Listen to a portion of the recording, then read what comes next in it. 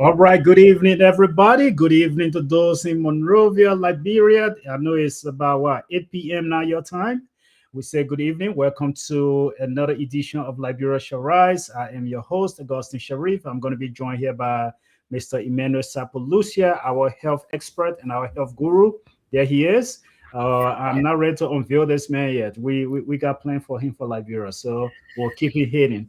But we say welcome to the broadcast, welcome to the show. Those of you who have missed my voice, I have been somewhere for the past 3 weeks. I am back, and so we are ready to roll.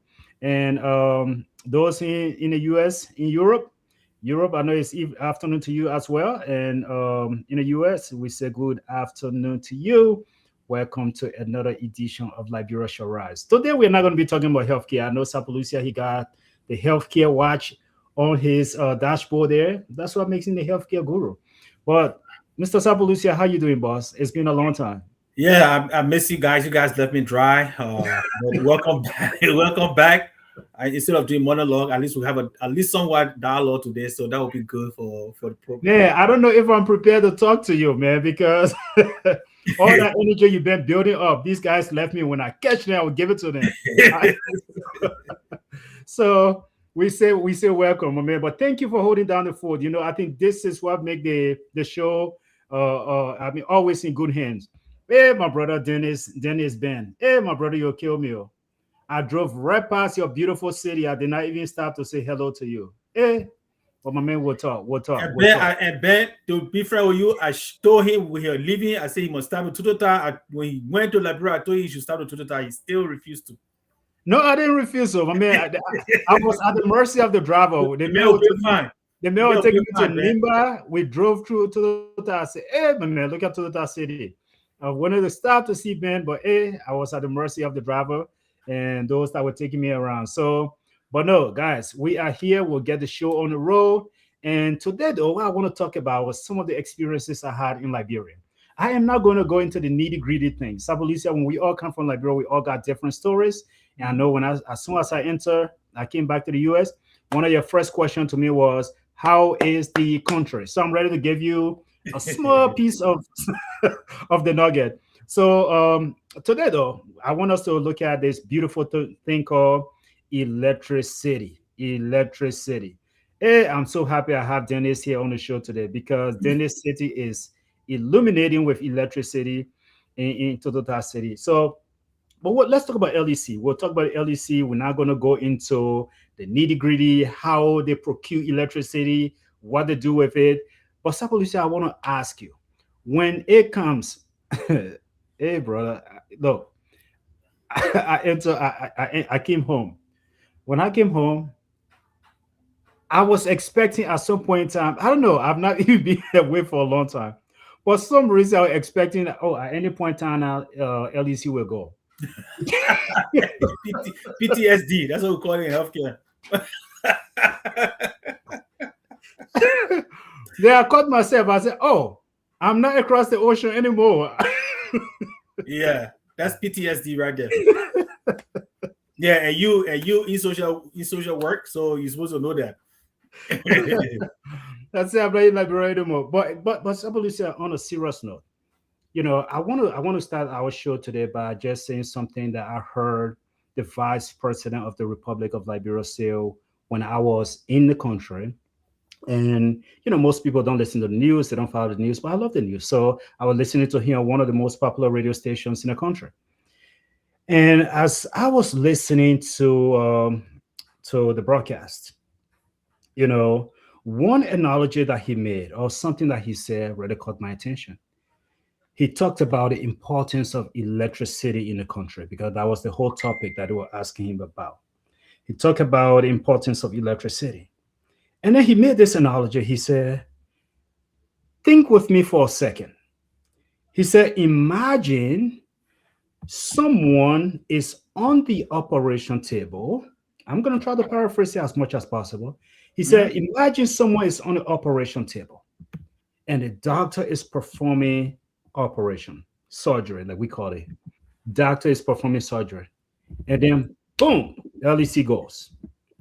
that person is not just, I mean, it's not just equipment issue, it's not just this, but you are talking about life and death situation. When I heard that, I was driving the car to myself. When I heard that, I did it's the thing that Nigerian people do. I did like this. God forbid. God forbid that that should ever be the case. Because even if you are talking about a healthcare facility,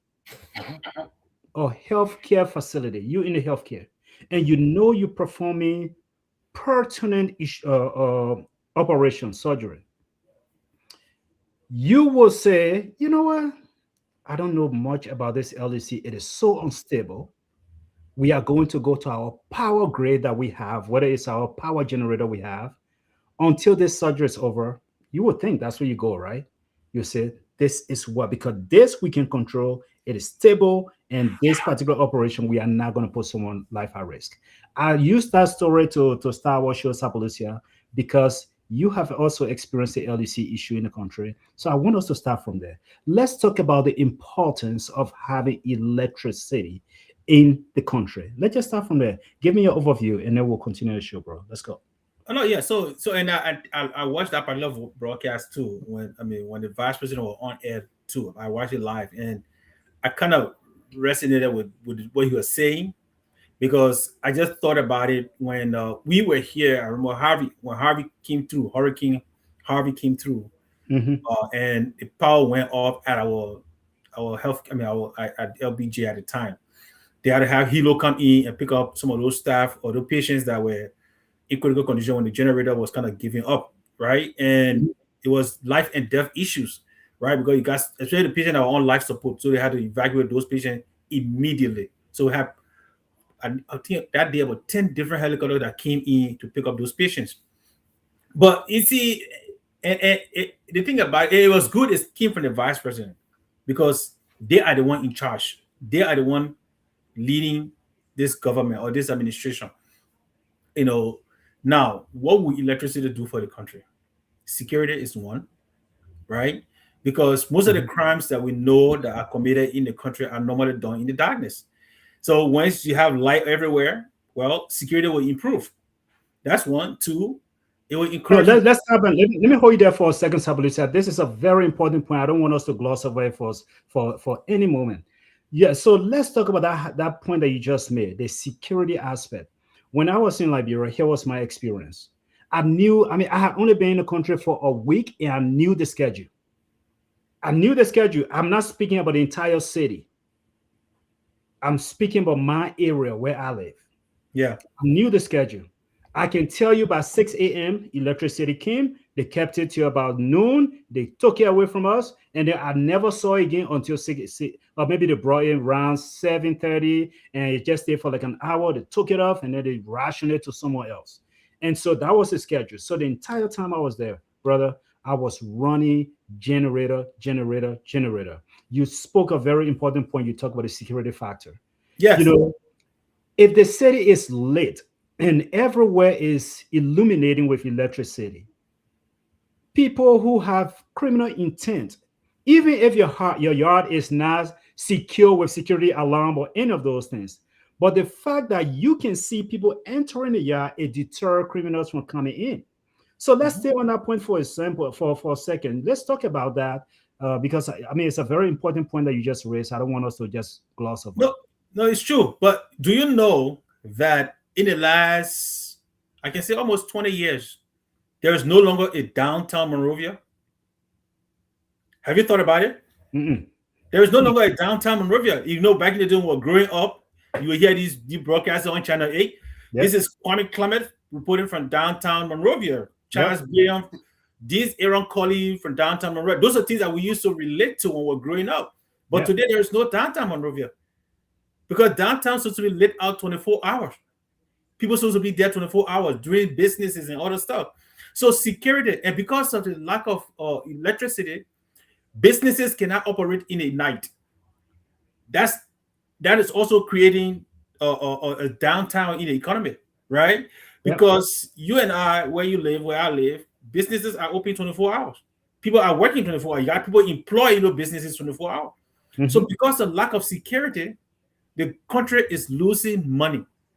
it's creating unemployment in the country. It's creating higher unemployment in the country. So yes, okay. I know the last time I was there.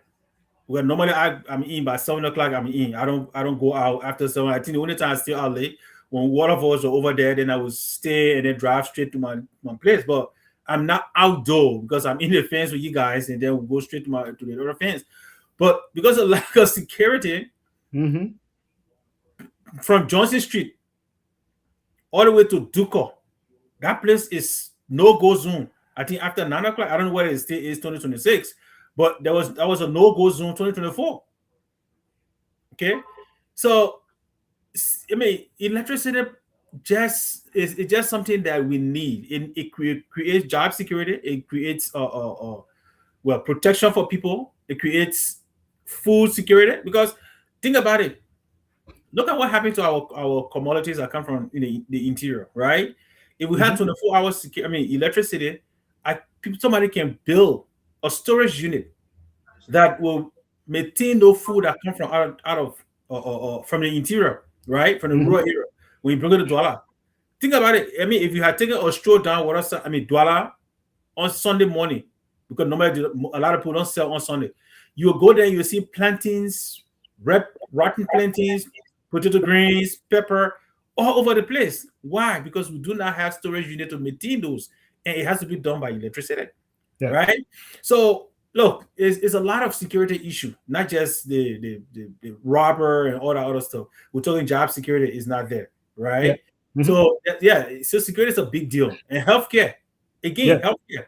Because for example, if I want to go open laboratory, it will cost me more money to maintain my reagents, my devices, because most of our machines has to be at a certain temperature. And that is why when you go to Liberia, most of the laboratories that I visited, the temperature in the refrigerator and in the room is hotter than outside.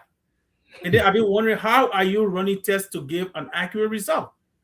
So it's a whole lot of issues that whole lot of problems electricity can solve that the vice president is talking about. I know he's emphasizing the life and death issue when it comes to surgery, Mm-hmm. but let us look at the day-to-day activity that is going on. What electricity can do for the day-to-day activity to maintain those lives that are there, Yeah. right? Yeah. Yeah, Yeah, and so again, like you alluded to, most of the crimes that take place in the country, most of those. I mean, sometimes you wake up in the morning and look. I'm not saying that is happening now because I did not witness it in the country, but that used to be the story for the longest. You wake up in the morning, they say, "Oh, we found a dead body here. We found a body on the other side," and so the issue of electricity becomes pertinent to the security of the people. And I know you have mentioned something about uh, businesses closing early. So definitely, I think we're just going to go into the economic factor as well. We're going to go into the economic factor as well, because I remember when I was just a few times when I was in Liberia, Sabalusia, for some reason, yeah, I forgot where I was. you know, the night before, because we have been running a generator. When we run the generator, sometimes we can only run one AC unit, right?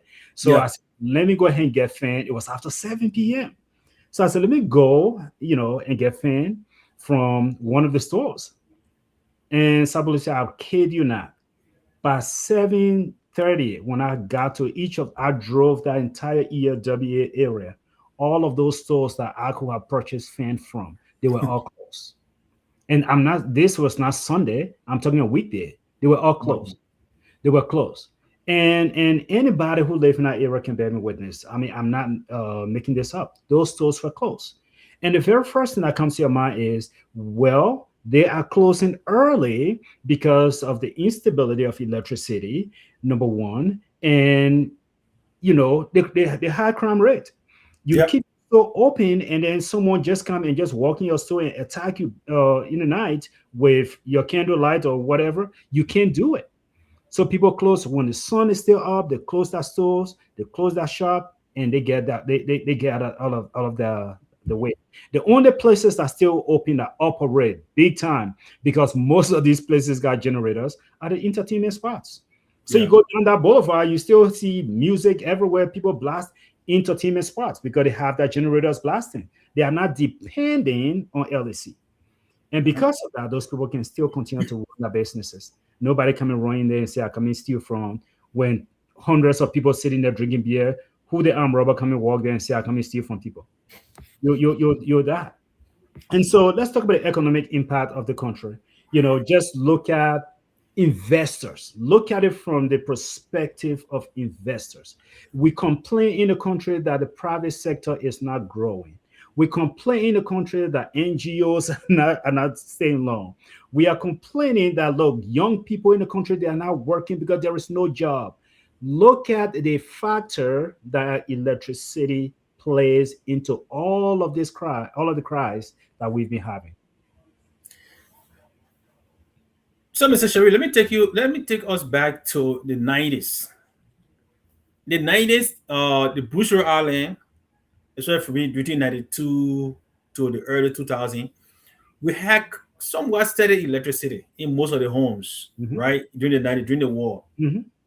And if you notice during those times, you will see young people like some of us and some of the women, they were selling cold water and ice.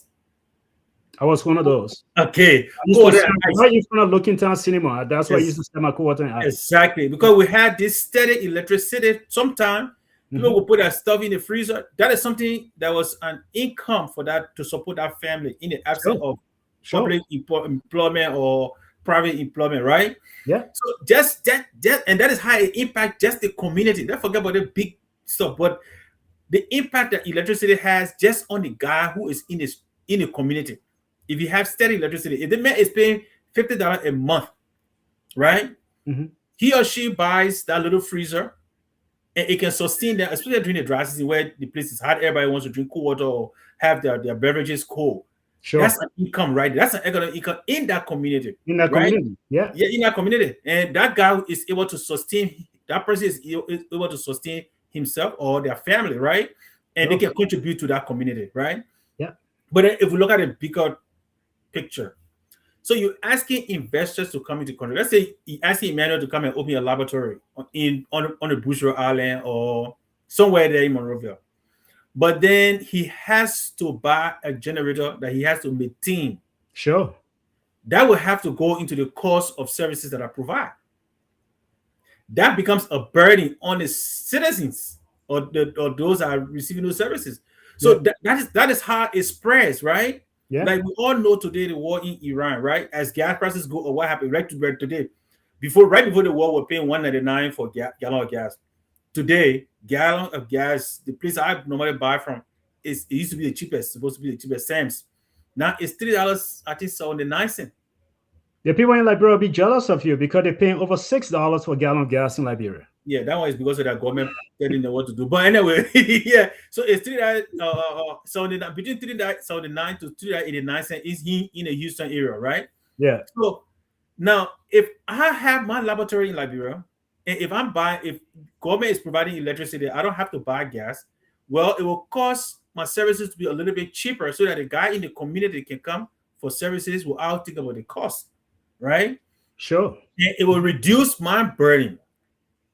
And as it reduces my burden, it helps the community. Okay. Now let's look at the bigger manufacturing companies. Right now, I cannot go to Liberia and say I'm going to open a storage unit.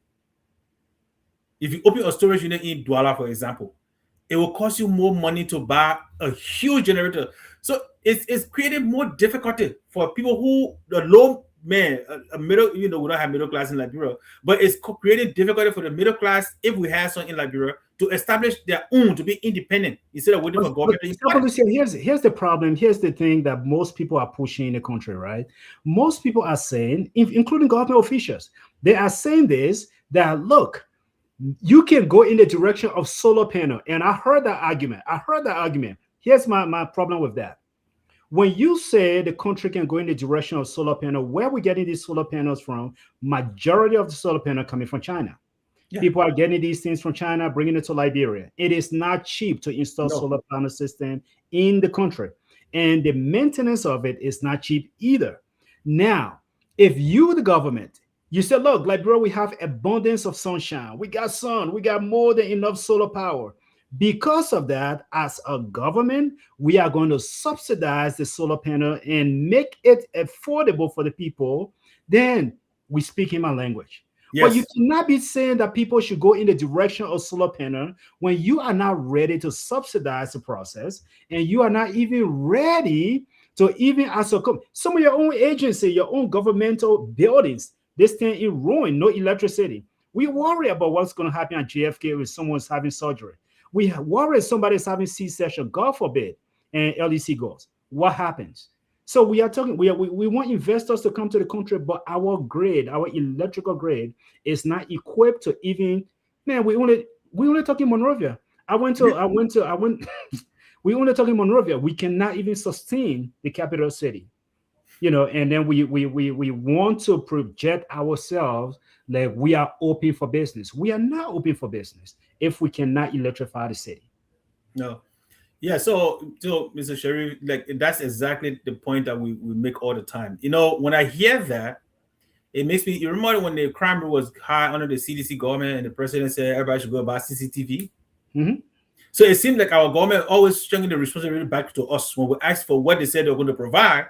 Then they say, "But what if you do it this way, right? What if you do it that way?" But that is not a solution. Government are put in place to solve the citizens' problem or find solution to the citizens' problem. Okay, but you cannot tell them, "Oh, I don't have this, so you go this." Oh, go and begin new land, quote unquote, whatever you want to call it. But we need to be serious. We need to be intentional. It's one thing for the vice president to identify it, and it's another thing to have a plan, a strategic plan to resolve those problems. What are they doing to really solve the electricity problem? Because this is not something that is new. It is not an emergency. It's something that we have known for more than 2 or 3 decades now, since the war started, in fact, right? Yeah. And we Yeah. know the population in Monrovia, and in fact, the population in Liberia is going to continue to increase. It's not going to decrease. It's going to continue to increase. Yeah. So what are we doing to mitigate this problem? We can't just keep talking Liberia as Monrovia. In fact, what is it? Monrovia is no longer a city. Let's be realistic, man. Monrovia is a town. I mean, we're The going to be town, real. the We cannot have township of Monrovia, a town. Sapalusia. You see, no, I really want to have a good show today. I want to have a good show. Look, bro, I tell you the truth. Every night I spend $15 buying 3 gallon of gas to put in that generator every night. $15, man, every night. And so when you look at it, look, man, it's pathetic. But we'll stay on the economic factor for a little bit, okay? Mhm. Because I really like the fact that you started with the community engagement instead of going strictly to the international vendors who want to bring businesses to the country. Because the guy who is selling, I got one of my daughters who is watching the show right now, who is she does a small business. Usually she goes to realize she buy chicken, she buy meat, and she go and sell her roasted meat or different things. She does all her different things, doing her little business. But think about this for a second. If she goes and buy, she can only buy in small quantities because there is no security that if I buy cartoons and cartoons of this product, even though when she buy cartoons and cartoons of that product, it will give her a little bit more benefit, Yeah. more profit, but she can't. And the reason she cannot afford to do so because she is thinking, if I buy cartoon and cartoons of this and I bring that home, and for some reason I cannot sell everything today, tomorrow morning I will have rotten fish, I will have rotten chicken, I will have rotten meat on my hand. And that would be no longer edible. You cannot sell that to people in good faith. No. And so a lot of people who are small business vendors, a lot of people who have that small businesses to doing, they cannot buy in bulk. They cannot buy in a higher quantity to get return on investment.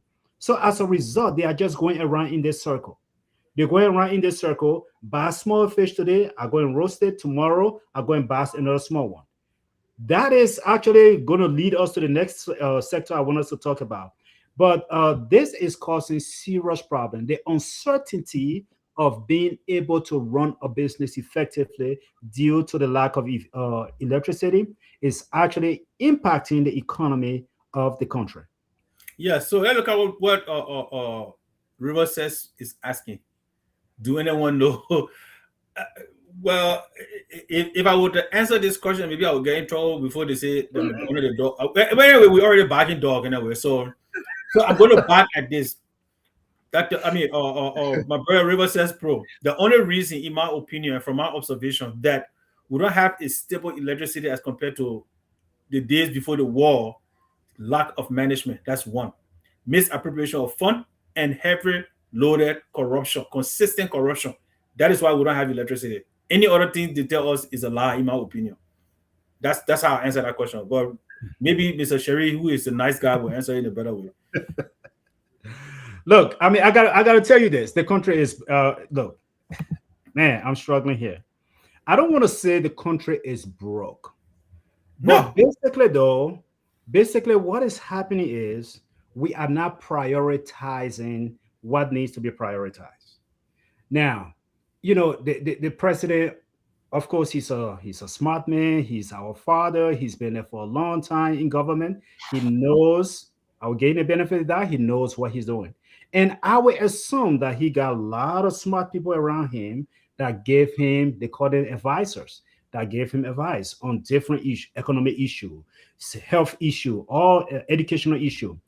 One of the advisors gave him a good advice, and I think now they got a very good model school in Magibi County that they just recently launched that they are proud of.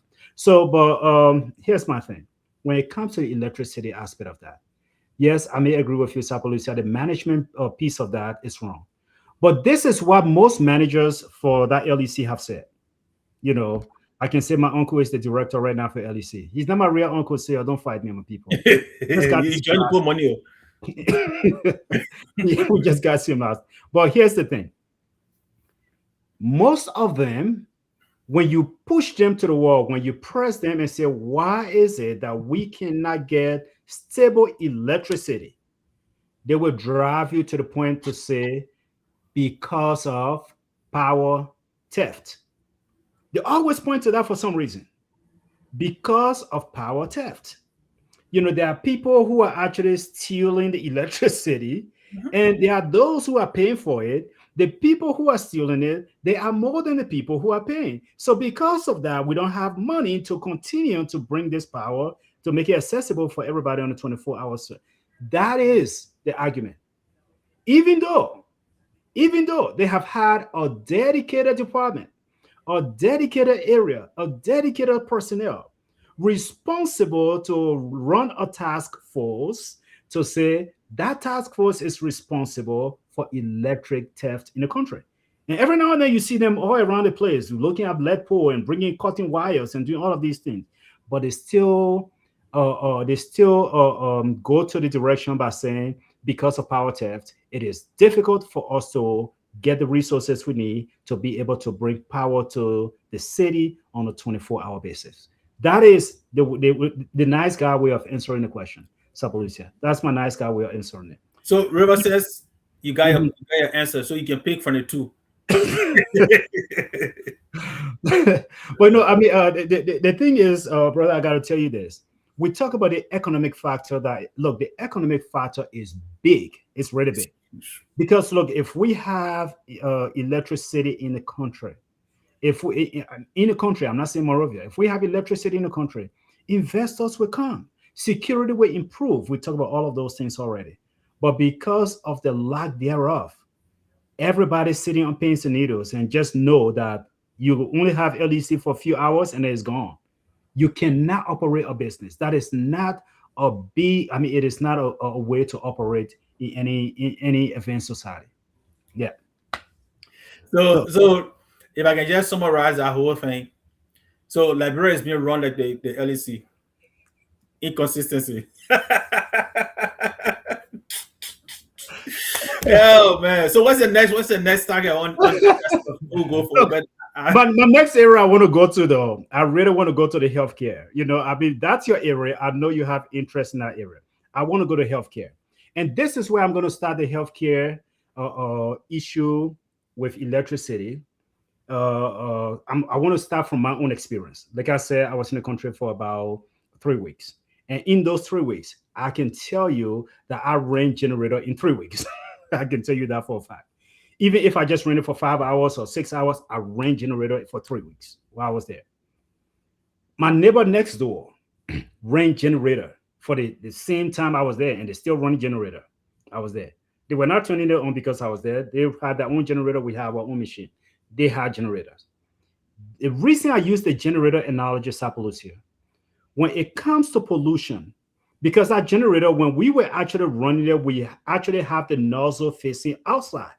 Nobody from LEC, nobody from EPA. National Public Health, nobody from the public health sector came to me and said, hey, if you're running your generator, you have to build certain things so the exhaust can go somewhere else because you are polluting the city. Nobody cares. Nobody cares. And so when I'm putting my generator nozzle out there and it blowing that way, that black smoke behind the fence, and my neighbor is inhaling it, and maybe some of that is also coming back in the house, I'm inhaling it, that pollution issue, nobody talks about that. Mm-hmm. And before you know it, people are getting sicker. People are dying from carbon monoxide. Many people have died in their own houses running generator in our country. Yeah. Because they don't know. They don't know that, oh, that carbon monoxide is not supposed to come back in. And people, they go to bed, they turn that thing in, they forgot the next morning when they wake up. I heard a story where someone even turned the thing on inside the house because they didn't want someone to steal the machine. And they didn't wake up the next morning. Oh, yeah. You remember there was a family from Minnesota. A family from Minnesota that died in Liberia from the same carbon monoxide. There have been a few of those from America here going there and dying, but people put on witchcraft and all that other stuff. And I'm just sitting there like, they say generator in the house, the people die. They say that witchcraft. But anyway, so let's talk about the healthcare piece of that, because all these generators that are being ran, all of these different instruments that people are using with no supervision, it is actually causing health concern in the country. And people now go to these hospitals that are not equipped to care for them, and people are dying because they thought they were trying to get electricity. That electricity turned to lung disease or something. Yeah, and which is also interesting in that they're encouraging us to provide our own solar panel, electricity, or whatever. But one of the things they always fail to do, in my opinion, what I saw is education. Anytime you're introducing something new in society, you should provide education or some kind of awareness. But they're not doing that, right? Just because I'm using generator and another guy come and see me using generator, he say, hey, how do you get it? I show him, hey, just turn it on. That's about it. Yeah. You know? And it brought me to a point when I went to my hometown 2024 and I seen light poles in the town. Some of the houses are mud houses, zinc houses, just raw zinc, then electric wire. And I asked the people there, I said, okay, they're giving you guys electricity. Did anybody come and train you on how to turn it on, to tell you what the voltage is, to give you any? They said, oh no, they just need to put the wire inside out and they put the connector. I said, so you come in the hometown of Baila, a place that have never had electricity from the time I was born. I grew up. My grandfather was born. He grew up. My father did the same. No electricity. Then 2020, 2022, 2023, you introduced electricity. And you did not educate the people on what they needed to do. And most of the people were born and raised right there. They have not gone to the city to see how you run electricity. You're going to just put it there. What I'm saying is, if you are telling people to buy electricity, or buy generators, what did the fire department do to educate the people? What did the EPA do when it comes to environmental exposure? What did public health do when it comes to health hazards, right? And how they can prevent those things. These are all things that the government is responsible for if you are telling us to do those things. Okay. So the health factor, yes, it's a huge, huge problem because carbon monoxide, lung cancer is going to increase. People who are not smoking cigarettes, because that's what we know in Liberia to be the cause of lung cancer. But now people are suffering from lung cancer and say, I never smoked ever. I never smoking like in my whole life. But yet I'm suffering from lung cancer. Why? Because you have been exposed to mostly the generators in your community, because like you said, your fence, your zopper is facing to the guy behind you, and that child is playing in the yard, You you giving you sending out smoke, and he inhaling that those smoke, and it going to his lung, right? And there is no healthcare research, nothing going on in Liberia. No studies being done to see the impact of all these things that are happening to our people. The exposure to the sun ray right now, like we have all these young people. And like last week I was talking about, I said that's why we have a lot of blind young people in the country. Okay, most young people were our time going to school focusing on children things. These days they got to go and sell, and they sell it in the dust. They sell it between the cars. I mean, they're exposed to so many things, but nobody is trying to do a study to see, okay, what is the impact of this exhaust that we put in, this pollution that we put out from these generators in the city. Let us compare the citizen of where the most populated generators are used, and let's compare cities that don't have generators and see what studies we can do to compare their lungs, their respiratory tract, what's going on there, and do these studies. But you know, as Dr. George always say, you know what? Serious countries, that's exactly what it will do. Suppose I bet you go and buy a generator today from one of your stores and go put it in your backyard. You'll hear the noise from your HOA. You will hear the noise from your city people. You will hear the noise from your neighbors, because everybody knows. Apart from the noise it makes, everybody knows that's a pollution issue. Just imagine here, the car you drive, by the time it starts smoking, they'll be like, take that thing from the street. You're not driving it again. You know? Yeah. And so when you look at all of those things, in serious countries, they would do those kind of research. What we got public health for? We got public health just to be active when COVID hit the country. No. We're supposed to be doing research. Let me tell you what you got public health for. When you got the right person who's trying to do the job, and who not giving you small money in your pocket, you remove him and bring somebody who will give you money in your pocket. That's why they created the entity. They are not creating the entities to solve the problem of the Liberian people. They created these entities so they can give account of how they're using the money that they've been given, even though we don't see the product of what they use the money for. But all these different institutions, they just create them to account for. We spent $2 million to public health. We spent $5 million to this other place, but we can't see any output. So to answer your question, that's why they have those institutions. You know, and then let's go to another factor. I think River Says Pro wants to call you. So if you can respond to him, I think he wants to call you. He wants to come and join the show. He can call. Sabalucia, I don't have the capability, but there's a comment here from Ambassador. I want to see Ambassador H. Try to highlight that comment so we can kind of look at it. I want to see exactly. I didn't even see down here. What Ambassador? Okay, so this is what Ambassador Henry is saying. He just asking those rhetorical questions, right? How large is the city of Monrovia? How large is the nation? I think when we were in high school, we said 43,000 square miles, right? So, and then he goes on. He goes on. He said, I mean, it's less than that now, Sabalucia, we should say, because of erosion and all those different things. Maybe we should say that. And then, it said the size of Rhode Island is the size of Liberia. Why is it taking more than 200 years for certain things to happen? Why we don't love who we are? We don't have vision. We don't know how to complete. It's really, really sad. We don't know how to compete. It's really, really sad. And so, look, I couldn't agree more with what Ambassador Henry is saying. A small little place, man. When you look at, I like the comparison he makes, because when you look at the annual budget for Rhode Island, right? When you look at that budget, man, it is. I don't want to say triple. I mean, it kills the entire national budget of Liberia. But as small as Rhode Island is, the people that run it, the visions that they have, the different things that they have put in place to be able to meet the needs of the citizens, number one, to be able to compete on the national stage. America is a big 50 states. There are a lot of states competing for businesses. But Rhode Island have some of the most smartest entities in the country, because they compete hard.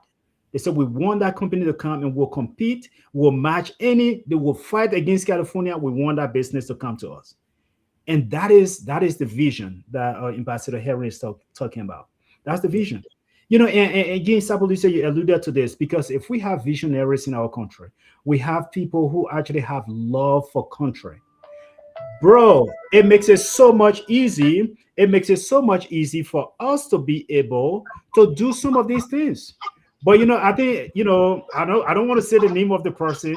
Somebody who I'm a good friend of. That person told me like what we need in Liberia is someone who is oh man, revolutionary.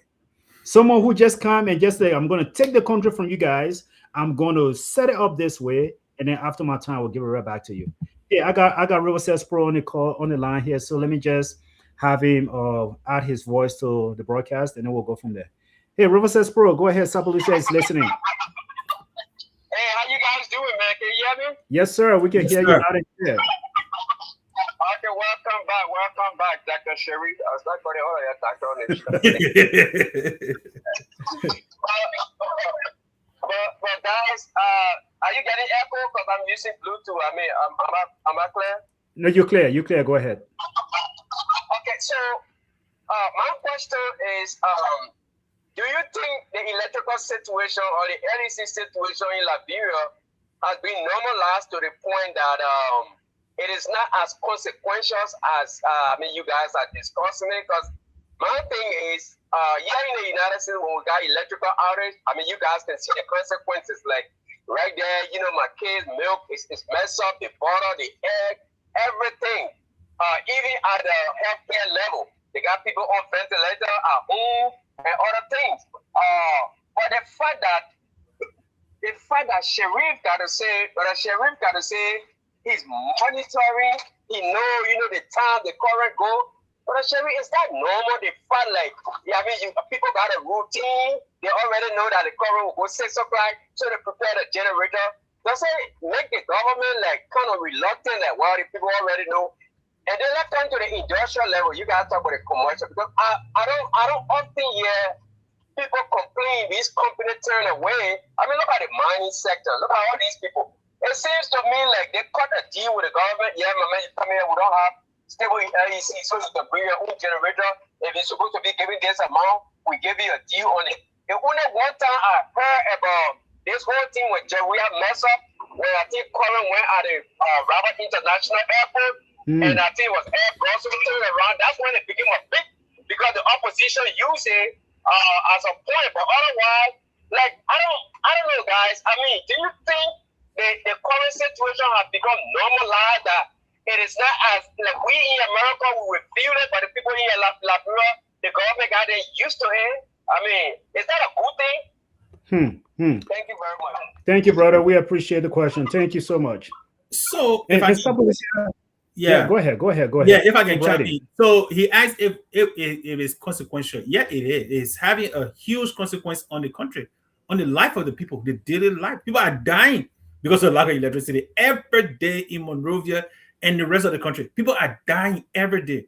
But this is what I can tell you, River says, Pro. The leaders do not care. That is why it is the way it is, because they don't care. Let me tell you, in Houston, if the power was to go off and one person died in the hospital because of that, in fact, just 2 years ago, 2022, when we had a freeze, right? When the freeze, this was a natural disaster. Natural disaster took place. It froze the electrical grid. All right, and people died. They sued that company. They sued Texas, and they had to find a remedy, right? So, but in Liberia, however, when these things happen, the citizens are okay with it because, according to them, their masters or their gods, because that's how they look at these politicians they elect, their gods are better off. And once their gods are better off, they don't care what happened to them. That's the kind of it's sad. It is so sad that when the people elect these people, they put it so high that they think these people are gods and they are nothing. Their life worth nothing. River says, think about it. What you're just making me to think more. Think about what happened in Liberia. When a lawmaker that is elected in a district, he is elected to represent these people, go in the house, all he asks for is more benefit for him, more benefit for him, more benefit for him, more benefit for him. And then the district in which he lives, no clinic, no school, no electricity, no road network, no water system, but the people are okay with it. But as soon as somebody called that man out for doing the wrong thing, those very people will start telling you, oh, he's our lawmaker, we elected him, don't do this or don't do that to him. That's what it has become. Because the people have shown themselves that, look, once you are down there, you're worth nothing. We who up here, we are the gods, and whatever we say or whatever we do, just say it's okay. And whatever we tell you, believe it and keep living. That is why the situation, in fact, no sector is improving. That's the reason. And unfortunately, it is unfortunate and sad, but that's how I see it. So, one of the pieces Rivers Pro asked also in that question was, has this electrical grid, the whole system, has it become so normalized, right? And it's sad to say, but Rivers Pro, yes, it has become normalized. And just like I'm telling you, I knew the schedule when I was there. I just came to a point where I accepted it.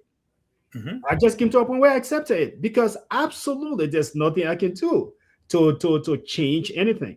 But I can rest you assured, Sapalucia and Mr. Rivers Pro, I can rest you assured, me being as vocal as I am, I can rest you assured, if I was to reside in a particular community, my community chairperson will be hearing from me.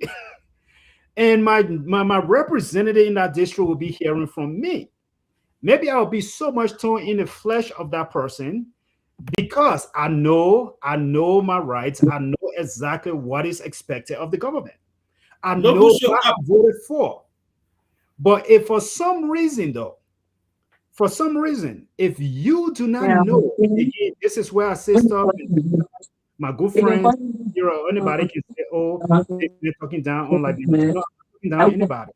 I think this is by design. Our people did this by design. Our leaders did this by design to take away our knowledge of our civic power. And because they did that, we don't know what we elected these people for. And when we don't know that we can actually challenge that lawmaker and say, look, this is our district. We are having serious medical issue in this district because there's no running water. We are having serious issue in this country because there is no ventilation. We are having a lot of sicknesses because of all these generators blowing in our district. People don't know. So it has become normalized. Let me tell you this, Sapalucia. I know the schedule. I can tell you how LEC will come. LEC, when it comes first, it comes, poof, it just go like that. And then it blink. It's not ready. It's not there yet. And then it kind of get chip, and then go back. It's not there yet. Test drive. It comes back the third time, and then boom, everybody say, hey, Corbin, yeah. So once you start to see that blinking, that's how houses are getting on fire. That's how things are getting destroyed because they're using all of these Chinese wires to run in people's houses. That's how things are happening in the country. So I knew the schedule. It has become normalized and the people accept it. They don't know that they can actually go to the lawmakers. They don't know that they can actually protest. They don't know that they can use their voices because they brought those people in office. Dr. Positive, how you doing, boss? Welcome, Dr. Positive. The guy is enjoying his air condition, as you can see. He may enjoy his air condition over there. Air condition.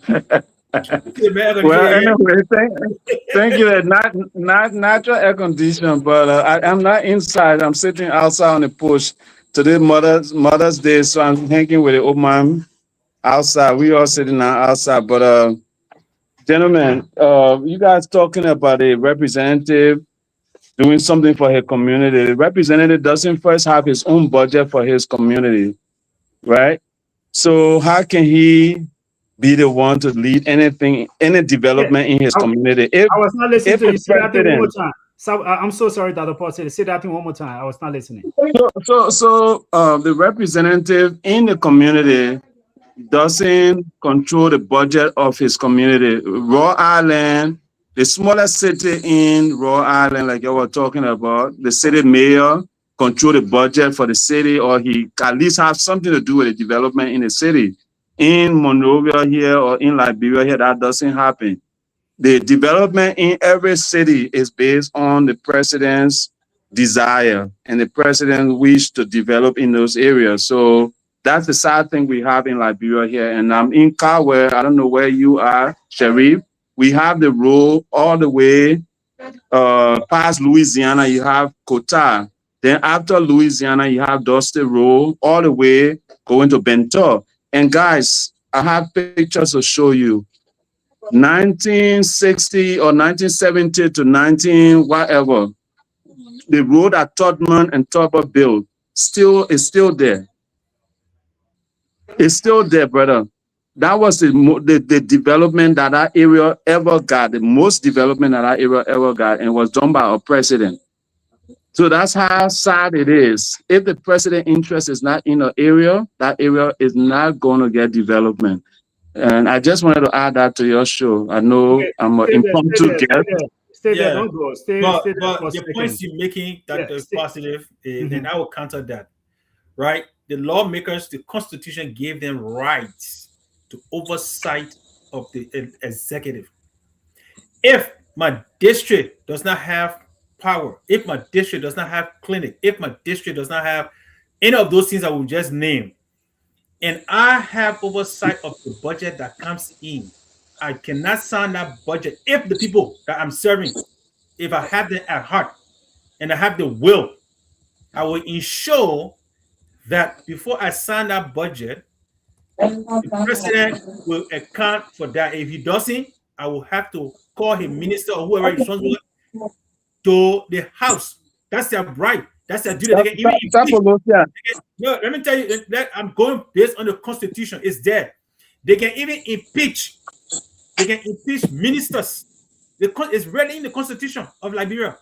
So just because the lawmakers have become gullible and don't care for the citizen, we shouldn't try and sit there and make excuses for that. That is not accurate to say, yes, they may not have the hand to deliver the money, but let not forget also, when Ellen Johnson was in power, she also initiated what they call the county development that goes to the various district as well. So if I will do your, I'm not interrupting you, but I will, right? I'm going to do you a favor. I will I will get my city representative contact information. I will go to him and ask him for his city development. I'm on the airfield. I'm on the airfield and I'm in Caldwell. So I will do one of two. If the person that can give me. I know. So hold on. Sapolosia, please. I don't have time. No. You finishing my data. Sapolosia. Right? So I'm gonna go and ask my representative for his budget, his city planning budget. And if I get that for you, Sapolosia, I'm going to tell Liberia to detain me in Liberia. I will not come back to America. I already know. I work with the city mayors in Liberia, so I already know how it works. So don't waste your time. But he doesn't have it. Stevie, don't waste your time. Right? Your city they don't have that budget power. They don't have it. But here's the thing. Stevie. So here's the thing. Okay, I know the Oma want to enjoy her Mother's Day. So let's do this. Let's do this. Stephen, all of your representatives, all of your senators, all of these people that we hold in high esteem, right? When they go to actually look at this budget, they look at that budget with fine comb. They put something in there that they call that development fund. And that development fund is supposed to use to develop that district development fund. Mm-hmm. Okay? It's supposed to be used to develop the district. Now, if I have that fund, but majority, the funny thing about this is this. Majority of the people, even though that fund is in there, I mean, you saw Yeke Koluba, District 10. He was showing some kind of bridge that he said he fixing his district. He fixing his district. That by the time the CCC came, the entire bridge was washed away. But they have that district development fund. So let me say this, Stephen, you live in a sophisticated society. Your representative, when they come, they have that town hall. At least I always go to my town hall. When they come, they have that town hall. They're giving you report on what they have done for you from Washington, D.C. I'm sitting in Washington, D.C. This is what I'm doing for my district. This is how many companies we have in the district. This is how many schools. This is what we're advocating for. They give you report, right? How many lawmakers in our country can actually come back to that district? The only person I really see active most of the time when he was in that office was Yeke. When he would do his little town hall, but it was never to give report, but was to cause people, to tell people how he felt about them. That was his town hall. He will call them national issue. But I'm just saying, Stephen, to cut the matter short, not to burn your data, brother. They have development fund. So the thing we can do, let the government take away that development fund. And let the representatives say, look, these are the issues that my district wants, and then let they allocate budget for that particular so thing. Sharif, right? That's not LEC. No, this I got LEC today, so man, I got current. I can brag that I get current today. You know what my nephew said? He said LEC can be coughing. Like you are saying, Sherry, the LEC can cough. Yeah. the picking is about 6 or 7 years old, and he was telling his grandma, he said, oh, LEC coughing. Then the Omar was like, oh, LEC coughing, are we alone here to cough? You know, so that's what the people have here. But Sharif, right, realistically, right, Liberia is almost going to 200 years, or I mean, we got short time to reach to 200 years. When will we have our development done by the people that are running our communities, right? And I just made an example of Bento, right? President Todman had his house there. President Tobol had his house there. Once they left office, that whole area of development died, and it's been there for over 40, 50 years. And they have representative. They said the representative, what he built there was nightclub. The one that was representing Bento. The only development he brought to Bento was a nightclub. And that's what they have there in Bento. But it's sad that we almost 200 years old and our development is only being led by one person, which is the president, and that needs to change. And I mean, I don't want to change what you guys were flowing with, but Sapolosia, you know the Constitution is that when impeach people want to do this. But brother, I don't know how we can make this happen. So maybe help us understand how we can make it happen for our representative. So Stephen, here's the last thing I want to say here before you run out. Look, the president is not supposed to be the one running developmental issues in the country. That's the mistake you keep making. Thank you.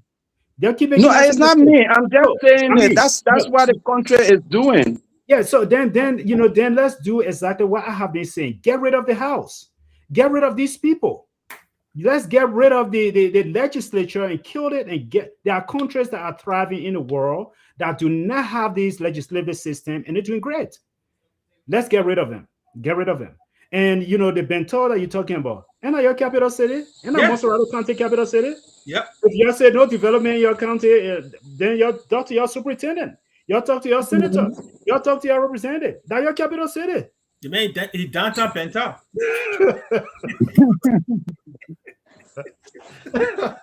No, yeah, I would try, but like you said, I would just be putting, they say oil on what they call bag, right? Water on top of bag or something like that. Yeah, but anyway, great conversation, gentlemen. Yeah, but thank you for joining us, man. Sapolosia, let's Sapolosia have been killing me. Today I get data. Today I got LEC. I can join you probably. At least so you can know that I'm forgettable like Russia rise. No. Take that back. Friday or Saturday. Man, probably doing you guys. So Sherry, I'm out of town. I was trying to allocate 45 minutes, but I'm going 1 hour, so I'm out of time. Yeah. So basically, no, Stephen, thank you for joining us. We wish happy Mother's Day to our mom, and in my brother, that's what they say, our mom. You can see the Oma. Let extend happy Mother's Day to the Oma. Yeah. Let me see if I can flip the camera. Okay, hold on. Let me see. Yeah, she's right. Oh, there she is. Hello, happy Mother's Day, Oma. Happy Mother's Day to you, Mama. Yes. Thank you. Yeah. Good to see you. Steven, bring fan. They almost sweating. They almost sweating now. What we're talking about? Look, Sabo Lucia, this is what I want you to do. Sabo Lucia, ladies and gentlemen, I'm sorry we're ending the show. But you see behind Steven, you see how that window is actually, that's a safety hazard. That's what we've always been talking about. That's a safety concern. In case, God forbid, in case of fire, when are you breaking that window to get out? When are you breaking that window to get out? Brother, we have to put iron. Because of the crime situation and the LEC issue, all of that contribute to what we talk about. So you got to safeguard yourself, and that is a serious concern that nobody should have to deal with. Yeah. Well, and when there's a fire, I think this is my solution to the LEC problem. Okay, we don't let it just criticize without giving solution. The solution for Liberian LEC problem is to privatize that sector. Privatize, and privatize. I disagree, my man. Run the show all day to run the show great. I never disagree. But this one, I disagree with you. I disagree, my man. I disagree. Now, as long as you have LEC under the government, it's not going to do anything. We have had it for almost 200 years. It have not improved. If you privatize it today, and I'll keep saying it, telecommunication have proven to us that you don't need the government to run an entity for it to be successful. If you privatize LEC, but nobody will still telecommunication. You're stealing people data. Steven bought data and asking how many data. It doesn't matter. The fact that when you pay for it, telecommunication, it will be stable. When you pay for it, it will be stable. When you privatize LEC, no one will steal LEC current. Right now, Steve cannot steal data. When Frank Cable was when we had telecommunication, I could go and pay $5 and get on the side and call. But if we privatize LEC, the private sector own it, they will make sure it run effective because they look at the bottom line.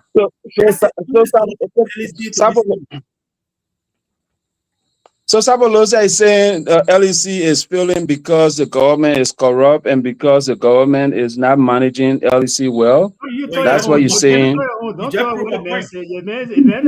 You tell your own. No, you just saying it for me. Thank you for just backing my statement up. But privatize. That is the solution to the LEC problem. No, but tell me, let me say Sabolosa, right? Mm-hmm. The government is one of the greatest employers in Liberia, right? And I think no. Let me say one of the largest. Let me tell you, one of the largest employer in Liberia, right? Mm-hmm. So the government need more means of creating jobs. So for me, I disagree with you for LEC privatization because a lot of money have been invested in LEC over the years. I believe we need maybe to revisit how things are being done. People want current. There's businesses that are being destroyed. People selling their cold water. The water can get cold. By the time the water get cold, get into the temperature for it to get cold, LEC go. It doesn't come back to the next morning. You understand? And if the Liberian people were suing the Liberian government to make sure that this thing gets fixed eventually, by now maybe the government will fix it. You understand? But we have to look on the underlying problem. What is causing this coughing LEC for us to have a LEC that cough? What is causing that problem? So it's our investigation to do. Sadly, we have a system here that you can go anywhere and ask questions and people give you answer easily. So that's something that we can pull from them that easy. So until we have a somebody that understands the business of making money, running LEC will continue failing because the person running LEC right now may not understand how much money they are losing every time they turn the light off, every time they cough, every time they sneeze. You understand? So we need to talk to the managing director and say, listen, you're losing billions of dollars because every time they let go of, you're losing your customer or your customers are being impacted. So I don't know how to say it, but maybe one of us have to file a lawsuit when our refrigerator spoil and sue LEC and say, because your light was coughing, my refrigerator spoiled, so I need you to pay for it. If 100,000 people do it, maybe the system will get fixed. Look at it, man. You like, bro, $6.2 million loss. They can't find anybody guilty. They're gonna go sue. I mean, look, you make it late. You're not gonna be whole. You're not gonna be whole all year forever. So, gentlemen, but if you guys want to steal, you can steal. But I gotta go, man. But no, guys, man, you're always running. You're always running. That's cool. It has been a good conversation. Dr. Positive, enjoy your stay. You know, go and I miss your small. I don't want to sound like a girl, but I miss your small. So I'll be coming back soon. Yeah, I'll be coming back soon. But you know, the thing is, you say you miss her, but for all we happy you're not here. So just go. I'm messing with you, bro. I'm messing with you. I know, Sharif. I know you. So no problem, man. No problem. All right, but listen. So, man, you can't let me close the show for you. Let me help you close. Come all here. We gotta go. We'll be here for more than an hour. Let me help you close the show. Let me help you close the show. So, Sherry, let me close the show. Man, put me full screen. All right, to everybody again, listen, this is Dr. Positive. I came down here to see my beautiful mother. This is where I got all my fineness from, right? This is where I got my fineness from. So I came to spend some time with her. Hopefully, I'll be back with you guys in the U.S. sometime soon. But again, thanks for keep following us. Thanks for all the support. Keep sharing the show. We'll keep talking, having these great discussions. I want to thank my team for all they are doing to keep the platform running while I'm away. But again, thank you all. River Says Pro, I see Ambassador Herring, Sylvester, all of you guys. Thanks for sharing. Thanks for watching. If it's your first time watching, please follow us. We need to grow. You know, we're too old now for us to be on the same level. So please tell your friend, tell your friend, tell everybody you know about Liberia Shall Rise. We need your help. We are doing great things here, and I think we need your support to make this platform greater than it is right now. So I want to thank you guys again, Sherry Sapolosia. You guys, thank you so much. Have a great day, and you stay blessed, and all the best to all of you. Thank you. Sherry, if you can end the show. Thank you, boss. All right. I want to recognize Ben, and let me see who else. JT, and all those Emmanuel Payne, because those are the first time Francis. Sylvester Binksy. Yeah, basically, yeah. Lopu and so forth. And also want to take this time to wish my beautiful wife happy Mother's Day. Love you guys. All right, thank you. Happy Mother's Day to every woman out there. Thank you so much. All the best to you guys. Enjoy. All right, you guys take it easy, man. You know. All right, sir. Yeah, you can turn the show off and us off.